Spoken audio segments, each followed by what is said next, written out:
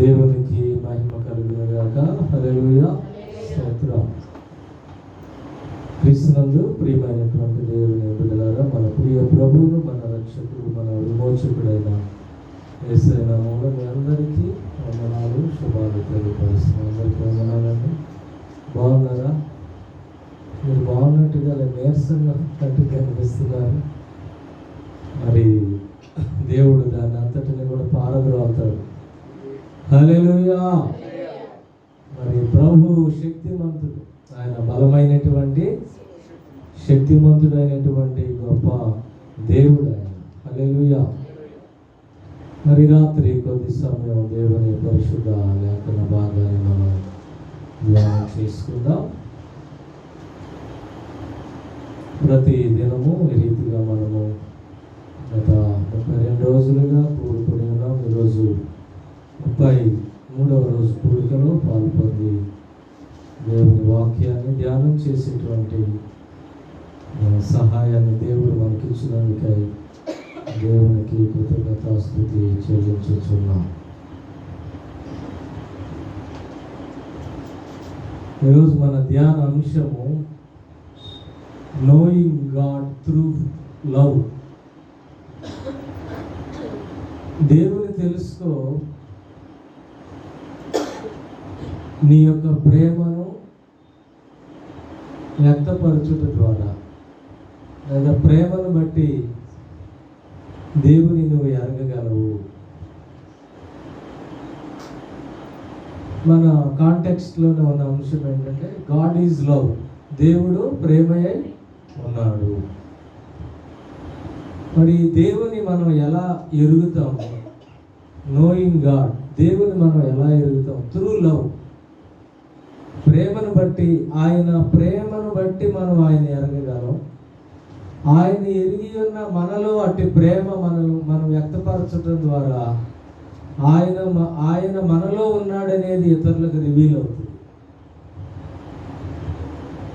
కనుక ఈ దినము దేవుని యొక్క లేఖన భాగాల్లో నుంచి యోహాను రాసిన మొదటి పత్రిక 4వ అధ్యాయము 7 నుంచి 11 వరకు ఉన్నటువంటి దేవుని పరిశుద్ధ లేఖనాల్ని మనం చదువుకుందాం. ప్రియులారా, మనము ఒకరినొకడు ప్రేమింతము, ఏలయనగా ప్రేమ దేవుని మూలముగా కలుగుచున్నది. ప్రేమించు ప్రతి వాడును దేవుని మూలముగా పుట్టినవాడై దేవుని ఎరుగును. దేవుడు ప్రేమాస్వరూపి, ప్రేమ లేనివాడు దేవుని ఎరుగడు. మనము ఆయన ద్వారా జీవించున్నట్లు దేవుడు తన అద్వితీయ కుమారుని లోకములోనికి పంపెను. దీని వలన దేవుడు మన యందుంచిన ప్రేమ ప్రత్యక్షపరచబడెను. మనము దేవుని ప్రేమించితమని కాదు, కానీ మనలను ప్రేమించి మన పాపములకు ప్రాయశ్చిత్తమై ఉండుటకు తన కుమారుని పంపెను. ఇందులో ప్రేమ ఉన్నది.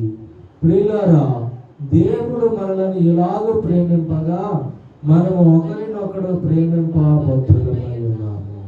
దేవునికి స్తోత్రం. ఇంగ్లీష్లో కూడా నేను చదవాలని ఆశిస్తూ ఉన్నాను.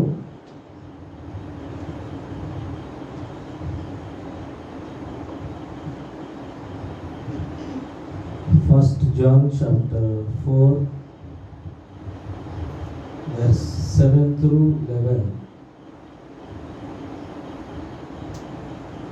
Beloved, let us love one another, for love is of God, and everyone who loves is born of God and knows God. He who does not love does not know God, for God is love. In this the love of God was manifested toward us, that God has sent his only begotten Son into the world, that we might live through him. In this is love, not that we loved God, but that he loved us and sent his Son to be the propitiation for our sins. Beloved, if God so loved us, we also ought to love one another. దేవునికి స్తోత్రం.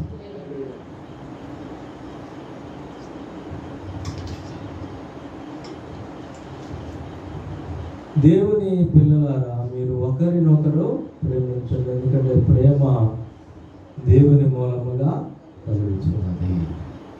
దేవునికి స్తోత్రం. దేవుని మూలముగా కలిగేది, దేవుని మూలముగా కలగనే కూడా కొన్ని ఉన్నాయి. ఏంటంటే శరీరాశ, నేత్రాశ, జీవము, డంబము. ఇవి తండ్రి మూలముగా పుట్టినవి కావు. ఇక్కడ మనము ఒకరినొకడు ప్రేమించము, ఎందుకంటే దేవుడు మనల్ని ప్రేమించాడు కాబట్టి మనము కూడా ఇతరులను ప్రేమించే వారిగా ఉండాలి. ప్రేమ దేవుని మూలముగా కలుగుచున్నది. ప్రేమించు ప్రతి వాడును దేవుని మూలముగా పుట్టినవాడే దేవుని మెరుగును. ఈ ప్రేమ, గాడ్స్ లవ్ అనేది మన యొక్క జీవితాల్లో ఉన్నప్పుడు మనము దేవుని ఎరుగుతాము.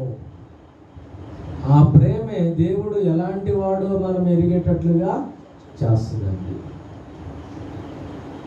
దేవునికి స్తోత్రం. కనుక ప్రేమ అనేటువంటిది దేవుడు మనలో ఉన్నాడు అనే విషయాన్ని ఇతరులకు తెలియచేస్తుంది. దేవుడు ఏమై ఉన్నాడో కూడా మనం ఎరగటానికి అదే ప్రేమ మనకి సహాయం చేస్తుంది. దేవుని మనం ప్రేమిస్తే దేవుని ఎరుగుతాం. మనుషులను కూడా మనము ప్రేమించే వారిగా ఉంటాం. అందుకే దేవుని ఎరిగినటువంటి వారు ఖండాంతరాలు దాటి వచ్చి భారతదేశంలో ఉన్న ప్రజలను ప్రేమించి వారి కుటుంబాలతో ఇక్కడ జీవించి ఇక్కడే వారు చనిపోయారు. కారణం ఏంటంటే వారి దేశం కంటే, వారి కుటుంబీకుల కంటే కూడా దేవుని యొక్క ప్రేమ తెలియనటువంటి వారికి పంచాలి అనేటువంటి దృక్పథమే. అలా వాళ్ళు రాగలిగారంటే ఏంటి, సమస్తాన్ని సాక్రిఫైస్ చేసి ప్రభు సేవ చేయడానికి రావటం కారణం ఏంటంటే దేవుని యొక్క ప్రేమను వెదజల్లటానికి. దేవునికి స్తోత్రం. యోహాను రాసిన మొదటి పత్రికలోనే 3వ అధ్యాయములో 10-11 వచనాలు మనం చూసినప్పుడు, అంటే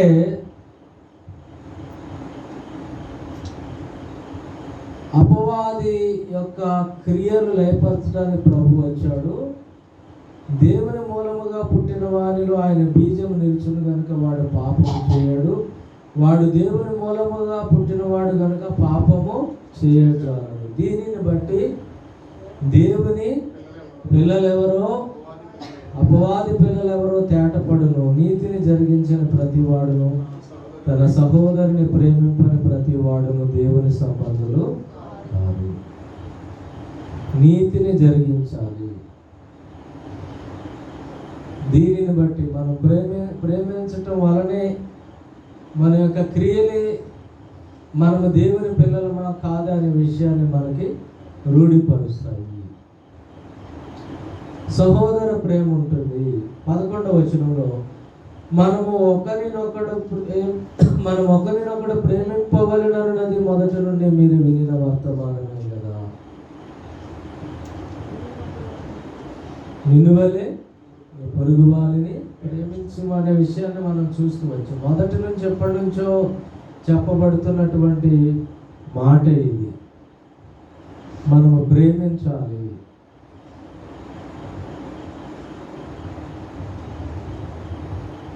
మన సొంత కుటుంబీకుల్లోకి వెళ్తే తెలుస్తుంది ప్రేమించటం అంటే ఏంటో.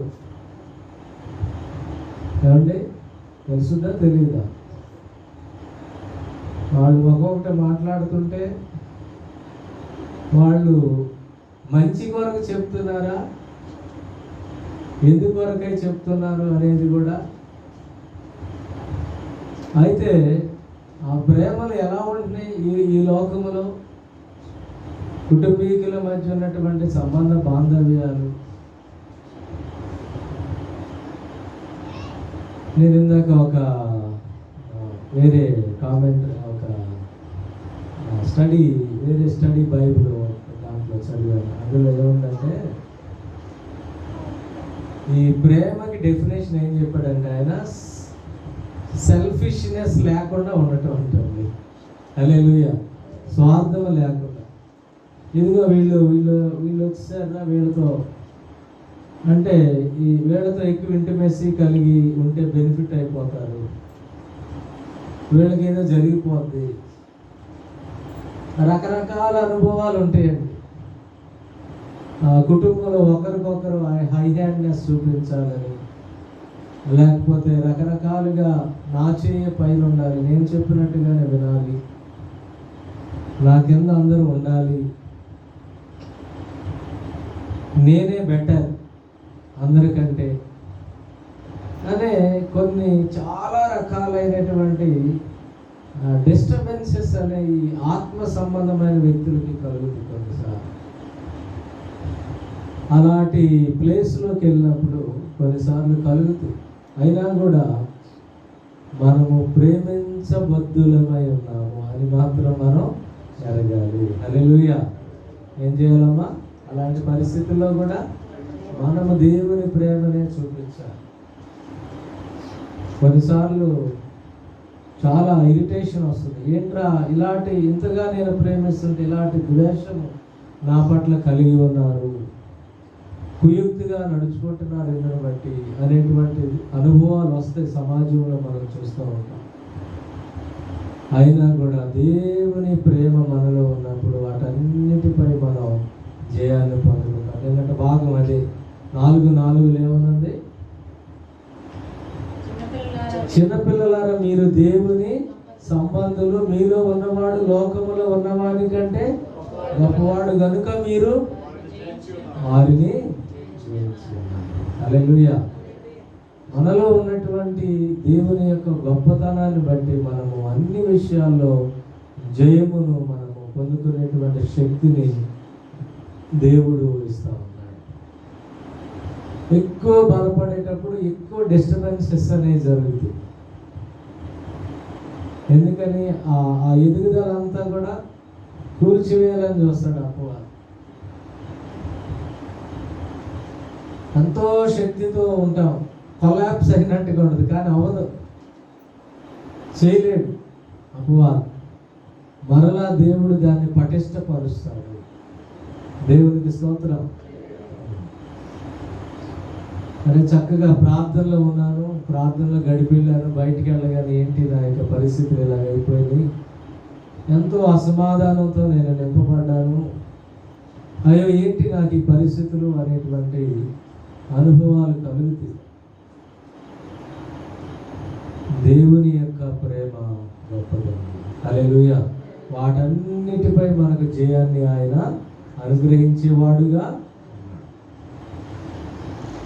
దేన్ని బట్టి అంటే మనలో ఉన్నటువంటి వాడు లోకములో ఉన్నవాని కంటే గొప్పవాడు. 3వ అధ్యాయంలోని 23వ వచనము మనం చూద్దాం. ఆయన ఆజ్ఞ ఏదనగా ఆయన కుమారుడైన యేసుక్రీస్తు నామమును నమ్ముకొని ఆయన మనకు ఆజ్ఞనిచ్చిన ప్రకారముగా ఒకరినొకడు ప్రేమింపవలెనన్నది. దేవునికి స్తోత్రం. ఆయన కుమారుడైన యేసుక్రీస్తు నామమును నమ్ముకొని ఆయన మనకు ఆజ్ఞనిచ్చిన ప్రకారముగా ఒకరినొకడు ప్రేమింపవలెనన్నది. దేవుడిని నమ్ముకొని, రెండవది ఆయన ఆజ్ఞ ఇచ్చిన ప్రకారముగా మనం ఒకరినొకరు ప్రేమించవలెనన్నది. కొన్నిసార్లు భార్య భర్తలు విపరీతమైన కోపం వచ్చేస్తుంది. భార్య భర్తల మధ్య కోపం వచ్చిందంటే అది ఖచ్చితంగా సాతానుడే, ఇంకొకళ్ళు ఎవరు కాదండి. పీస్ అంతా పోగొట్టడానికి చూస్తాడు సాతానుడు. స్త్రీలు ఏడ్చి బాధపడతారు, హృదయం కరిగిపోతుంది, మట్టి కదా వాడు బైకి ఎముక కాబట్టి కొంచెం గట్టి కొట్టి ఏడ్చేసరికి కారిపోతుంది. కానీ బలహీనమైన ఘటమే. స్త్రీలు బలహీనమైన ఘటమైన అలా ఉండరాడు, మేము గట్టివాడు అనుకుంటారు. పేతురు గారు ఏమన్నారు, ఆయన మరి వైవాహిక జీవితాన్ని అనుభవించిన ఆయన ఏమంటున్నాడంటే స్త్రీ మిక్కిలి బలహీనమైన ఘటమని ఎరిగి జ్ఞానము చొప్పున వారితో కాపురం చేయండి.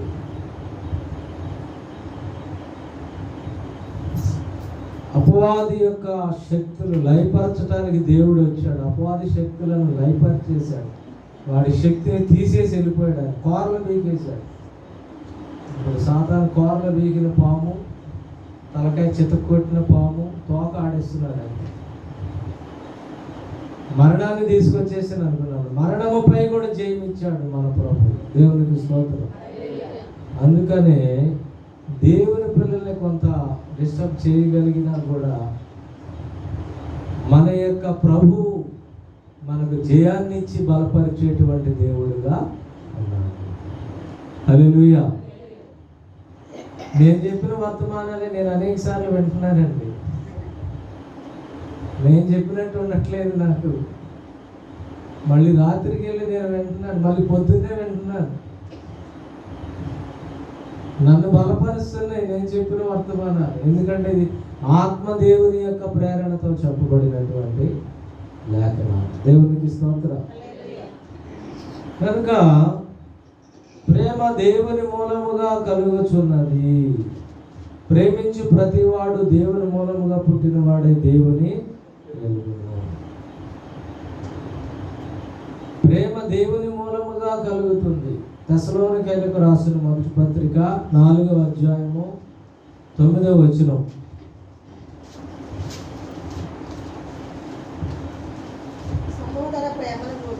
సహోదర ప్రేమను గురించి మీకు, ఎందుకంటే మీరు ఎన్నోసార్లు విన్నారు, మీకు రాయనక్కరలేదు. మీరు ఒకరినొకడు ప్రేమించుటకు దేవుని చేతనే.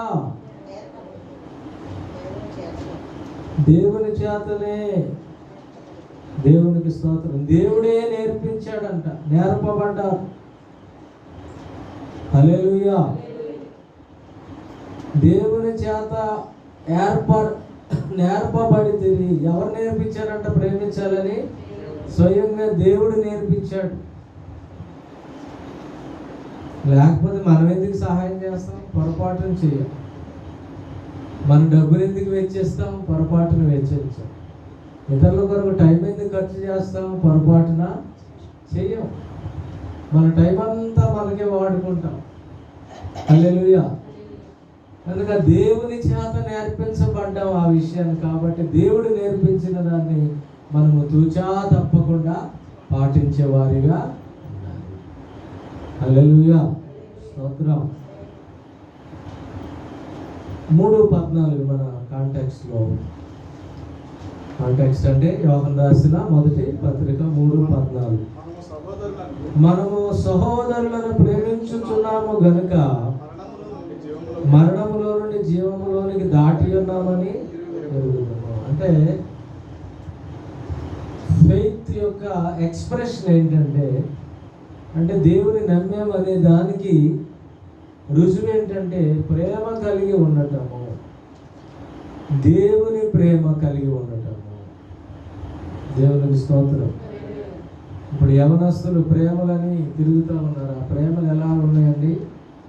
యాసిడ్ పోసి చంపేస్తున్నారు, యాసిడ్ పోసి చంపేస్తున్నారు. యవన పిల్లలు ముక్కలుగా నరికి చాలా ఎట్టి పరిస్థితుల్లో కూడా ఒక యవనస్తుని ఒక పాప నమ్మేటువంటి డేస్ కాదు ఇది. తన యొక్క యవన జీవితాన్ని, మీ యొక్క యవన జీవితాన్ని చాలా జాగ్రత్తగా కాపాడుకోవాలి. కొంతమంది యవన బిడ్డలు 3-4తో కనెక్షన్స్ పెట్టుకొని తెలియక మరి ఈ 3 బ్యాచ్లో ఒకరైపోయి ఒకరి పక్షముగా ఉండి అలా యవనస్తులు కూడా చంపించేటువంటి దినాల్లో మనం జీవిస్తున్నాం. వారు ఎంతో కాలము జీవించి దేవుని యొక్క ప్లాన్లో గొప్పవారవ్వాల్సినటువంటి వారి యొక్క జీవితాలు యవన జీవితంలోనే లైమైపోతున్నాయి. కనుక మనము చాలా జాగ్రత్తగా మీ యొక్క యవన జీవితాలను మీరు చాలా జాగ్రత్తగా భద్రపరచుకోవాలి. మరి సంఘముగా మనం వారి కొరకు ప్రత్యేకముగా ప్రార్థించు వారిగా కూడా ఉండాలి. ఓ దేవుని బిడ్డలారా, చూడండి, మరి లోక సంబంధమైన ప్రేమ కాదు. ఆయన మన కొరకు చనిపోయినంత ప్రేమ ఆయన ప్రేమ. ఇది దేవుని ప్రేమ కలిగి ఉండాలి మనం. ఫిజికల్ అట్రాక్షన్ ప్రేమ కాదు. దేవుని బిడ్డలారా, మంచి వాళ్ళులా కనబడతారు మనుషులు, కానీ అదంతా కూడా అది తాత్కాలికమైనటువంటిది. దేవుని ప్రేమ శాశ్వతమైనది. ఆ ప్రేమ నీలో ఇంజెక్ట్ అయితే, ఆ ప్రేమ నీలో నింపబడితే, నీవు ఎంతో దేవుని యొక్క ప్రేమను నీ కుటుంబీకులకు, నీ యొక్క సంఘ బిడ్డలకు, నీ యొక్క సమాజములకు నీవు అందించేటువంటి వ్యక్తిగా ఉండగలుగుతావు. దేవునికి స్తోత్రం. మదర్ తెరీసా యుగోస్లేవియా దేశం నుండి కలకట్టా దేశం వచ్చి ఆ ప్రజలకు, మరి మురికి వాడలో ఉన్నటువంటి కుష్ఠరోగులకు సేవ చేసింది. ఆస్ట్రేలియా నుంచి వచ్చిన గ్రాహం స్టెయిన్స్ మిషనరీ ఒరిస్సా రాష్ట్రంలో ఉన్న ఆ యొక్క కుష్ఠరోగులకు సేవలు అందించాడు. డాక్టర్ ఆయన కాల్చి చంపబడ్డాడు. విలియం కేరీ కలకట్టా వచ్చాడు, సెరంపూర్ యూనివర్సిటీ కట్టాడు, పోస్ట్ ఆఫీస్ ప్రారంభించాడు ఆయనే, బ్యాంకింగ్ వ్యవస్థను ఆయనే తీసుకొచ్చాడు మన భారతదేశానికి. ఆయన ద్వారా బ్యాంక్ ఏర్పడింది మిషనరీ ద్వారా. ఆయన ద్వారా అచ్చు యంత్రం, మొట్టమొదటిగా బైబిల్ అచ్చు చేయడానికి భారతదేశంలో సతీ సహగమనం, భర్త చనిపోతే భార్యను కూడా చితిలేసి కాల్చివేయాలి, అలాంటి దురాచారాలు ఉన్నాయి, సాంఘిక దురాచారాలు.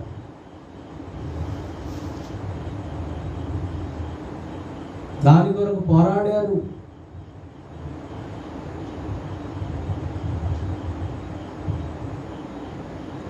ఎంతో ఏడ్చాడు ఆ సీన్ చూసి. అయ్యో అయ్యో ఆవిడ కాల్చొద్దు కాల్చొద్దు. స్త్రీకి అసలు విలువ లేనటువంటి అనుభవాలు. అసలు విలువ ఒకవేళ బతికి ఉన్నా కూడా చచ్చిన శవంలాగా ఉండాలి. చంటి బిడ్డల ఒక 7-8 years పిల్లలకి వృద్ధుడితో పెళ్లి చేశాక వాడు చచ్చిపోతే లైఫ్ టైం ఈ అమ్మాయి అలాగే ఉండాలి. సాంఘిక దురాచారాలను కూడా రూపుమాపారు మిషనరీస్ వచ్చి. ఎందుకని? God's love. ఏంటండి? దేవుని ప్రేమ వాళ్ళని ఏం చేసింది? బలవంతం చేసింది. అందువల్ల వచ్చి వారు సేవ చేశారు. దేవునికి స్తోత్రం. మనము కూడా సమాజానికి ఎంతో సేవ చేస్తున్నాం. సమాజం శ్రేయస్సు కోరుతున్నాం. సమాజంలోని ప్రజలకు మేలుకరంగా ఉండాలని ఆశిస్తున్నాం. వారికి మనకు తోచినంతలో వారికి సేవ చేయటానికి దేవుడు మనకి సహాయం చేస్తున్నాడు. ఒక క్రైస్తవుడు సమాజానికి ఎప్పటికీ హానికరుడు కాదు, దేశానికి హానికరుడు కానే కాదు. దేశానికి, సమాజానికి అతి ముఖ్యమైన, అతి విలువైన, అతి శ్రేష్టమైనటువంటి వ్యక్తి క్రైస్తవుడు ఈ ప్రపంచానికి. దేవునికి స్తోత్రం. మరి చూడండి, బ్యాంకింగ్ వ్యవస్థ ద్వారా ఈరోజు ఆర్థికంగా మరి మన యొక్క దేశం ఎంతగా అభివృద్ధి చెందింది. పోస్ట్ ఆఫీస్ వ్యవస్థ ద్వారా ఎలాగో అభివృద్ధి చెందింది. స్త్రీలు చదువుకోవటానికి కూడా విలియం కేరీ పాటుపడ్డాడు. స్త్రీ చదువుకోవటానికి అవకాశం లేదు ఆ దినాల్లో. ఎన్నో ఎన్నో విషయాల్ని పారద్రోలారు దేవుని బిడ్డలారా. దేవునికి స్తోత్రం. దేవుని యొక్క ప్రేమ, దేవుని యొక్క ప్రేమ. హల్లెలూయా. కనుక ప్రేమించేవాడు దేవుని మూలముగా పుట్టినటువంటి వాడు.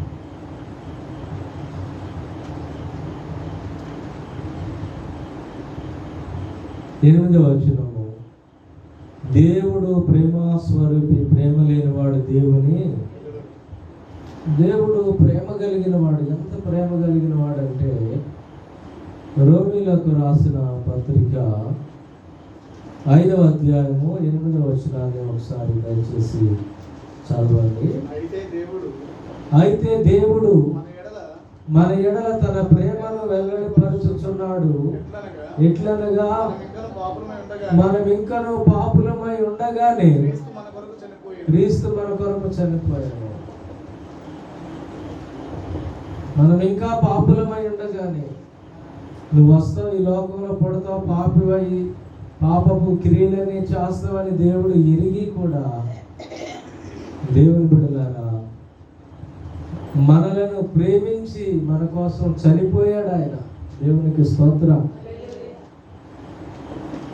మనము ఆయన ద్వారా జీవించినట్లు దేవుడు తన అద్వితీయ కుమారుని లోకములోనికి పంపెను. దీని వలన దేవుడు మన యందుంచిన ప్రేమ ప్రత్యక్షపరచబడెను. యేసయ్యని లోకానికి పంపించటం ద్వారా దేవుని యొక్క ప్రేమ రివీల్ అయింది. దేవుడు ఎలాంటి ప్రేమ కలిగిన వాడో మనం ఎరగగలిగాము. ఆయన పంపకపోతే ఆయన ప్రేమను మనం ఎరగలేము. ఆయన వచ్చి ఆ దేవుడు మనల్ని ఎంత ప్రేమిస్తున్నాడో యేసులో కనబరుచుకున్నాడు. తన కుమారుని పంపాడు, అద్వితీయ కుమారుడు.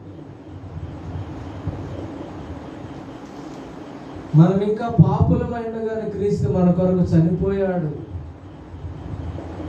మన కోసం పాప పరిహారార్థ బలి చెల్లించబడింది కనుక ఆయన నమ్మినప్పుడు ఆయన మన కోసం బలియాగం చేశాడు. కాబట్టి ఆయన రక్తం వలన మనం శుద్ధీకరించబడి రక్షణ అనుభవంలోనికి వస్తూ ఉన్నాము. దేవునికి స్తోత్రం. మనకు అర్థమవుతున్న వాక్యం, యేసయ్యను తండ్రి అయిన దేవుడు మన కొరకు పంపించాడు. దీంట్లో ప్రేమ ఉన్నది. యెషయా గ్రంథం 9వ అధ్యాయము, క్రిస్మస్ టైంలో మనం ఎక్కువగా ధ్యానం చేస్తాము. 9వ అధ్యాయము 6-7 వచనాలు. ఏలయనగా మనకు శిశువు పుట్టెను, మనకు కుమారుడు అనుగ్రహించబడెను, ఆయన భుజము మీద రాజ్యభారం ఉండును.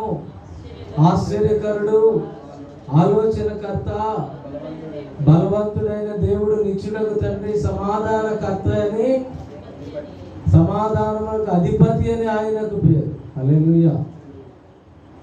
చూడండి దేవుని బిడ్డలారా, నిత్యుడకు తండ్రి, సమాధానకర్త, అధిపతి అని ఆయనకు పేరు పెట్టబడును. ఆయన పంపిస్తున్నాడు. శిశువు పుట్టెను, ఆయన భుజము మీద ఏముంటుంది అంటే రాజ్యభారం ఉంటుంది.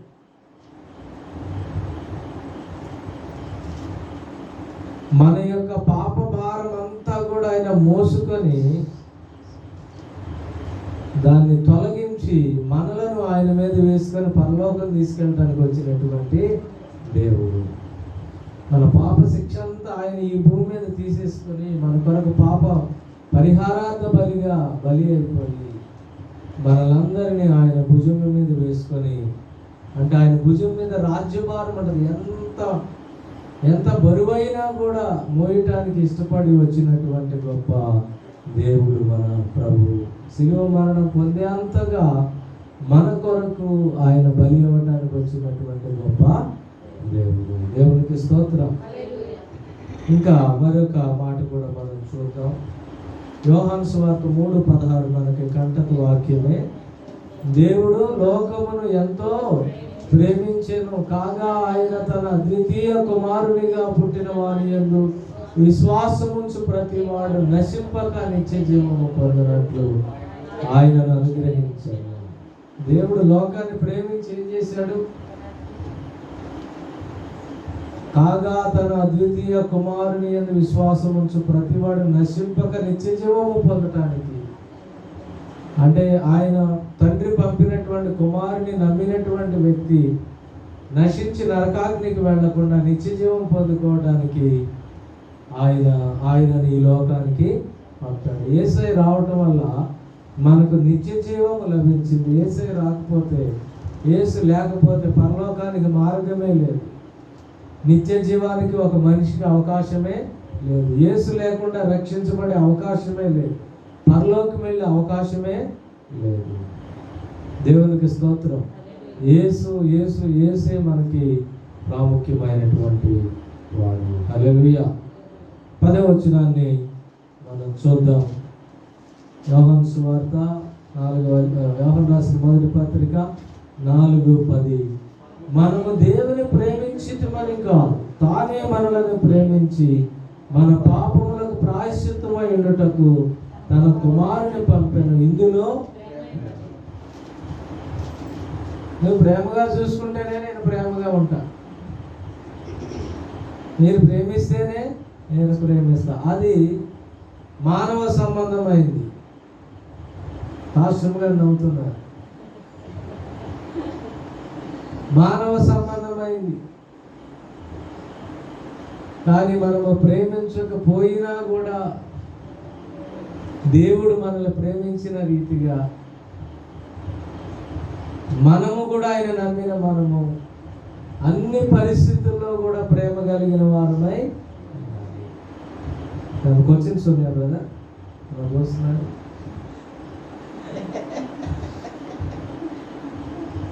ఏం చేయాలమ్మా మనం చెప్పండి. దేవుడు మనల్ని ఎలా ప్రేమించాడో అలాగ మనము యేసయ్యని జ్ఞాపకం చేసుకోవాలి. దేవునికి స్తోత్రం. దేవుడు ఎలా ప్రేమించాడంటే మనల్ని, ఆయనను మనం ప్రేమించటమని కాదు, ఆయనే ముందుగా మనల్ని ప్రేమించినటువంటి దేవుడు. తీతుకు రాసిన పత్రిక 3వ అధ్యాయము 5వ వచనం. తీతుకు రాసిన పత్రిక 3వ అధ్యాయము 5వ వచనము. మనము నీతిని అనుసరించి చేసిన క్రియల మూలముగా కాక తన కనికరము చొప్పుననే పునర్జన్మ సంబంధమైన స్నానము ద్వారాను పరిశుద్ధాత్మ మనకు నూతన స్వభావము కలుగజేయట ద్వారాను మనలను రక్షించను. మనమేదో ఆయన కొరకు ఏదేదో చేసామని కాదు, కానీ తన కనికరము చొప్పున పునర్జన్మ సంబంధమైన స్నానము, పునఃస్థితి స్థాపకమైనటువంటి పునఃస్థితి స్థాపన సంబంధమైన పునఃస్థితి, మళ్ళీ రెండవసారి నూతనమైన స్థితిని కలిగించేటువంటి స్నానం బాప్తిస్మము ద్వారా. పునర్జన్మ సంబంధమైన స్నానం ఏంటంటే క్రీస్తు కొరకు పుట్టి, అంటే పాతవాళ్ళు చచ్చిపోయి కొత్తవాడిగా లేపబడటమే బాప్తిస్మ అనుభవం ద్వారాను. తర్వాత పరిశుద్ధాత్మను మనకు అనుగ్రహించి ఆ పాత స్వభావం మనలోనికి రావడానికి ప్రయత్నం చేసినా కూడా అది రాకుండా నూతన స్వభావము కలుగు చేసి అలాగ మనలను రక్షించుకున్నాడు. మనలో ఇప్పుడున్న నూతన స్వభావము దేవుడిచ్చిన ఆత్మను బట్టి ఆ ఆత్మ మనం పొందుకున్న నూతన జన్మ సంబంధమైన స్నానము ద్వారా అనుగ్రహించబడినటువంటి అనుభవం అయి ఉన్నది. అందుకే బాప్తిస్మ అనుభవం అనేటువంటిది చాలా చాలా గొప్పది, చాలా చాలా విలువైనటువంటిది. దేవునికి స్తోత్రం. యోహాను రాసిన మొదటి పత్రిక 2:2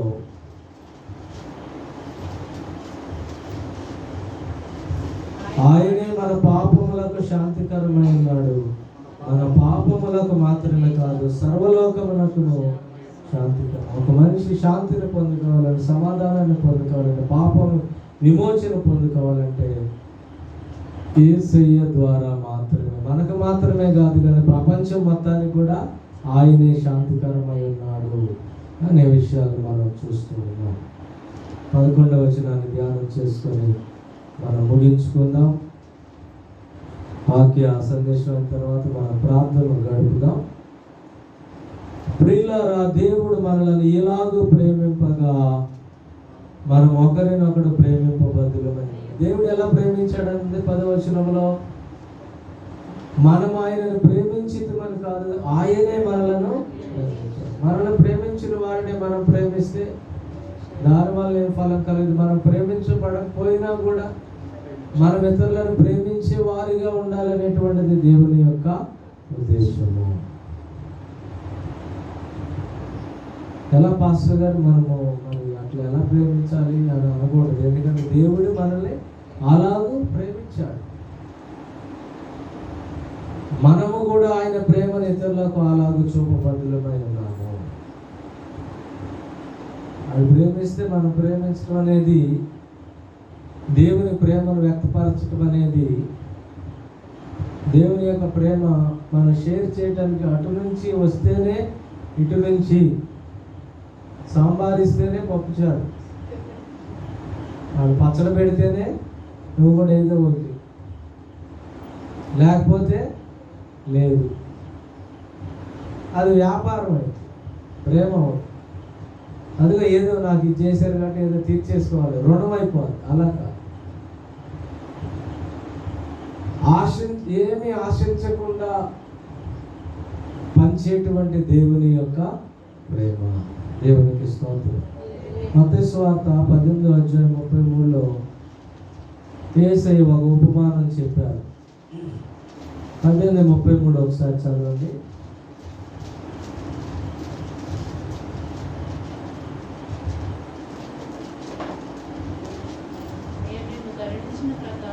నేను నిన్ను కరుణించిన ప్రకారముగా నీవును నీ తోడి దాసుని కరుణింపవలసి ఉండని కదా అని వారితో చెప్పాను. చూడండి, ఇక్కడ 21వ వచనంలో మనం చూస్తే 18:21 చదువుతాం. చూడండి, ఆ సమయమున పేతురు ఆయన యొద్దకు వచ్చి, ప్రభువా, నా సహోదరుడు నా ఎడల తప్పిదం చేసిన ఎడల నేను ఎన్ని మార్లు అతని క్షమింపవలను? 7 మార్లు మట్టుగా అని అడిగినందుకు యేసు అతనితో ఇట్లను, 7 మార్ల మట్టుకే కాదు, 70 ఏండ్ల మార్ల మట్టుకని నీతో చెప్పుచున్నాను. ఎన్నిసార్లు ప్రభువా? ఒకసారి 2 సార్లు అని అడగలేదు, కానీ 7 సార్లు క్షమిస్తే సరిపోద్దా? 7 అనేది సంపూర్ణమైన సంఖ్య కదా. 7 సార్లు తర్వాత 8సారి క్షమించకుండా ఉండొచ్చు అనుకుంటున్నాను. కానీ 70 ఏళ్ళు, 70 సంవత్సరాలు క్షమించడం నువ్వు అలవాటు చేసుకున్నాడు. హల్లెలూయా. 70 సంవత్సరాలు క్షమించడం అలవాటు చేసుకుంటే ఆటోమేటిక్గా క్షమించటం అనే అనుభవమే మనలో వస్తుంది. హల్లెలూయా. 70 ఏండ్ల మారుల మట్టు. దేవునికి స్తోత్రం. లైఫ్ టైం నువ్వు క్షమించటం నేర్చుకో. కావున పరలోక రాజ్యము తన దాసుల యొద్ద లెక్క చూసుకొని కోరిన ఒక రాజును పోలి ఉన్నది. అతడు లెక్క చూసుకొని మొదలు పెట్టినప్పుడు అతనికి 10,000 తలాంతులు వచ్చి ఉన్న ఒకడు అతని యొద్దకు తేబడెను. అప్పు తీర్చుటకు వాని యొద్ద ఏమీ లేనందున వాని యజమానుడు వాని, వాని భార్యను, పిల్లలను, వానికి కలిగినది యావత్తును, చూడండి, అంతా కూడా కలిగినది యావత్తు అమ్మి అప్పు తీర్చమని ఆజ్ఞాపించాను. కాబట్టి ఆ దాసుడు అతని ఎదుట సాగిలపడి మ్రొక్కి, నా ఎడల ఓర్చుకొనుము, నీకు అంతయు చెల్లింతునని చెప్పగా ఆ దాసుని యజమానుడు కనికరపడి వారిని విడిచిపెట్టి వాని అప్పు క్షమించాను. దేవునికి స్తోత్రం. యజమానుడు వచ్చాడు. 3,600 అంటే ఇంటూ 2,500 దాదాపుగా చాలా లక్షల్లోనే వస్తుంది. నేను ఒకసారి దయచేసి చెప్తాను మీకు. మత్తయి సువార్త ఎన్ని వచనం ఇది?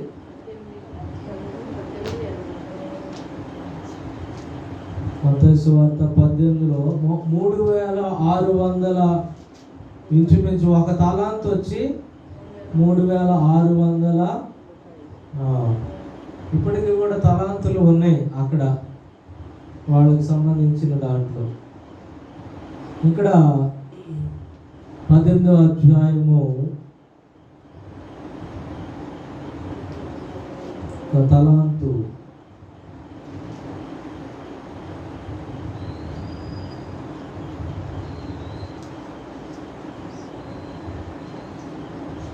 దేవునికి స్తోత్రం. 24:18-24లో and when he had ఎనిగా 10,000 talents. ఎంత వచ్చిందండి? 10,000 తలాంతులు అంటే 3,60,000.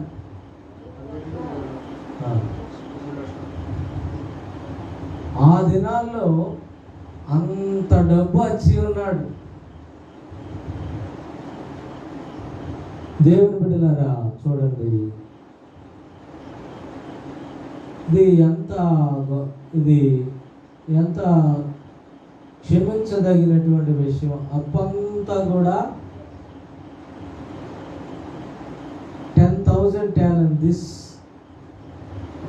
represents an incomprehensible amount of money. The talent was the largest denomination of currency, and 10,000 in common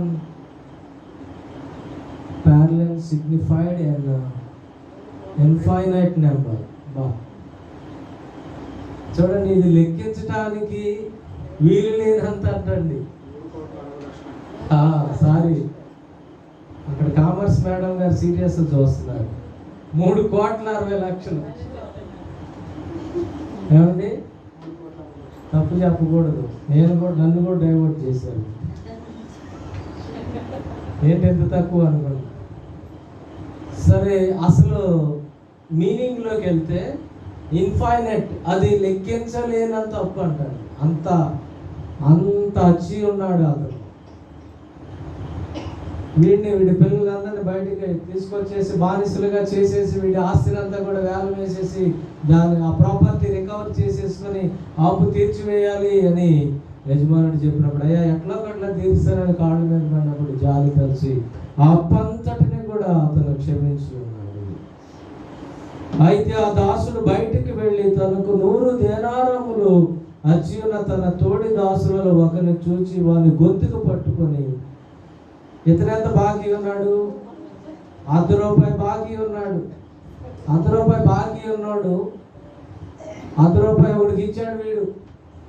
వీడు అప్పు 3 కోట్ల కంటే ఎక్కువ ఉంది. అసలు లెక్కించలేనంత అప్పు ఉంది. దేవుడు ఆ యజమానుడు క్షమించాడు.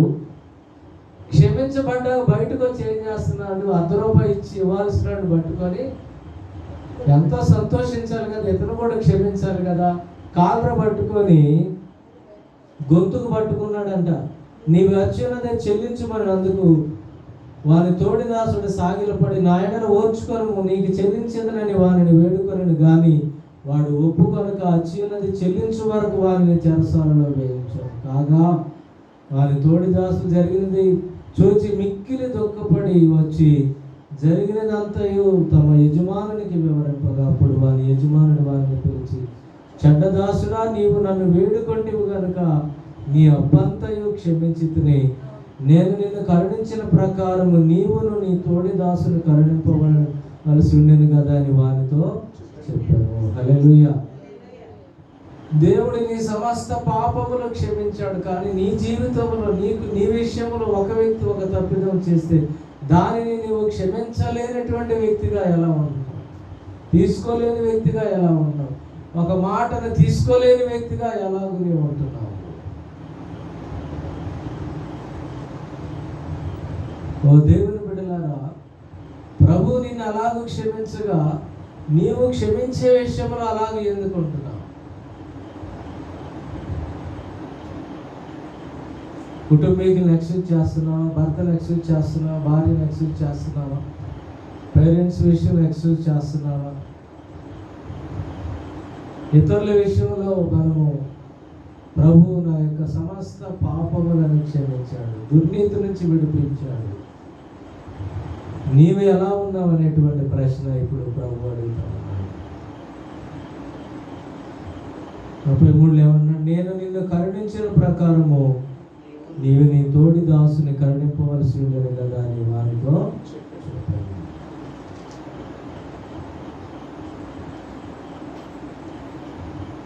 మీరు మీ ఇతరుల యొక్క అపరాధములను క్షమించని ఎడల మీ తండ్రి కూడా, చూడండి 15 వచనం, 6:15 మత్తయి సువార్త, మీరు మనుషుల అపరాధములను క్షమింపకపోయిన ఎడల మీ తండ్రి మీ అపరాధములను క్షమింపడు. మనుషుల అపరాధాలను క్షమించు. ఏదో ఒక మాట అన్నాడు, సమాధాన పడు. ఏదో గాయపరిచాడు, సమాధాన పడు. అలా క్షమిస్తే తండ్రి కూడా క్షమిస్తాడు. దేవుని బిడ్డలారా, ఈరోజు దేవుని చేత మనము చూడండి, దేవుడు మన ఎడల తన ప్రేమను వెల్లడిపరుచు. మనం పాపలు ఎన్నో పాపాలు చేస్తాం. మన పాపాలని దేవుడు అందరికీ చెప్తే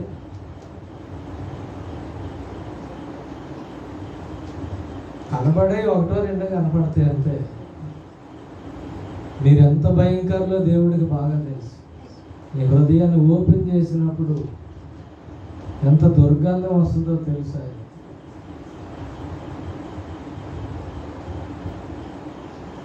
మన మీద ఆ భారము మోపకుండా దాన్ని తీసివేసి మనల్ని విడుదల చేశాడు. మన పట్ల చేసేటువంటి ఒక చిన్న చిన్న తప్పిదాలు మనం క్షమించి ప్రేమించాలి. వారు ఎలాగైనా ఉండగలరు. మనం చేయాల్సింది ఏంటంటే వారి యొక్క అపరాధములను క్షమించే వారిగా ఉండాలి. ఈ రాత్రి దేవుని బిడ్డలారా, అలాంటి దేవుని ప్రేమ మనమందరము కలిగి, మరి దేవుని ఎరుగుటంటే ఏంటంటే ప్రేమించటమే. దేవుని ప్రేమ ఇతరులకు కనబరచటమే దేవుని ఎరుగుట. దేవునికి స్తోత్రం. ప్రేమ చూపలేదు అనుకోండి, దేవుని ఎరిగినట్టుగా కాదు. దేవునికి స్తోత్రం. కనుక ఈ దినము ప్రభు మనతో మాట్లాడే ఈ మాటలు, ఆయన ఎరిగేమని చెప్పుకొని ప్రేమ లేని వారముగా ఉంటే, ఆయన ఎరిగేమని చెప్పుకుంటూ ఆయన లేని వారిగా జీవించే వారిగా ఉంటున్నాం.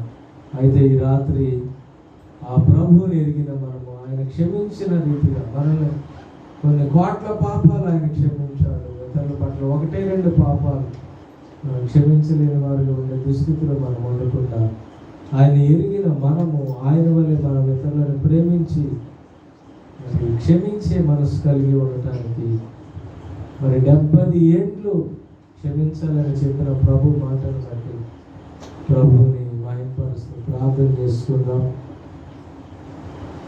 ప్రేమగల తండ్రి, మిక్కిలి కృప కలిగిన దేవా, మీకు స్తోత్రాలు నాయనా.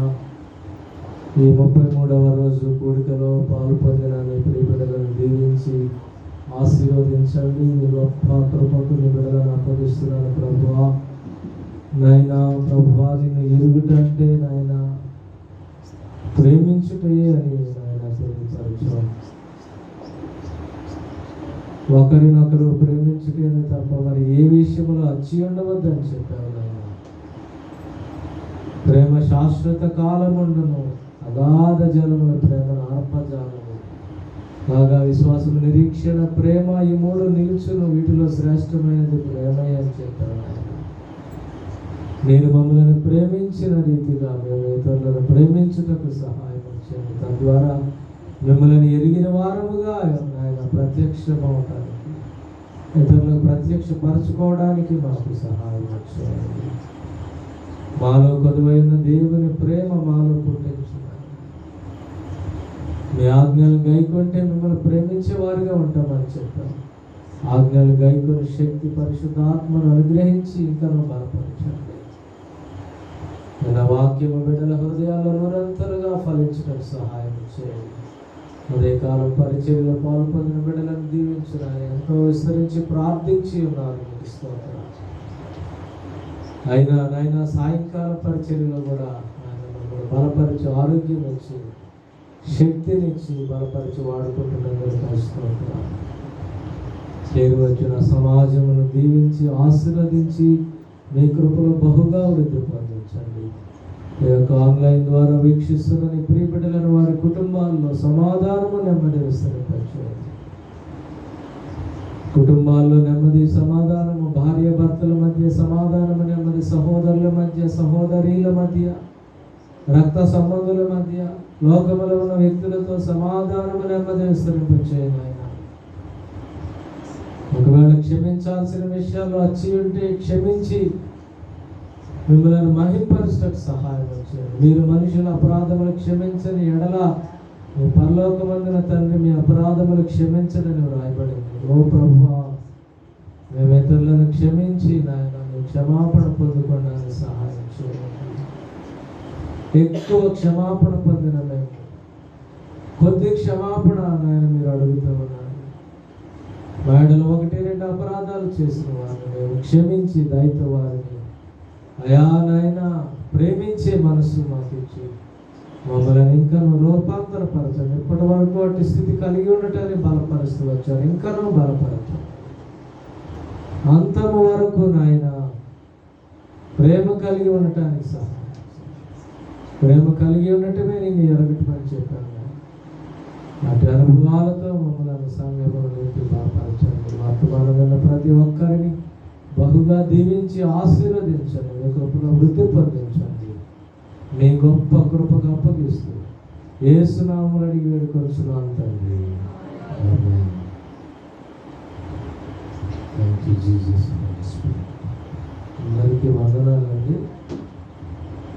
మనం సాక్షి విన్న తర్వాత ప్రార్థన చేసుకుందాం.